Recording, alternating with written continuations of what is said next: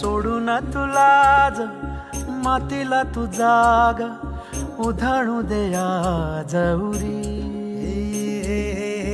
उजाडू दे आज साकड हे माग होऊ दे पहाट नवी आता होऊन जाऊ दे साऱ्या जगाला पाहू दे पडू दे पाऊल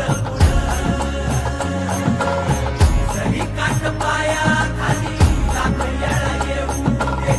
पडू दे पाऊल मोठी लढाई र लढू मातीसाठी र गड्या मनगटाचं जोर लावून दाटला जरी अंधार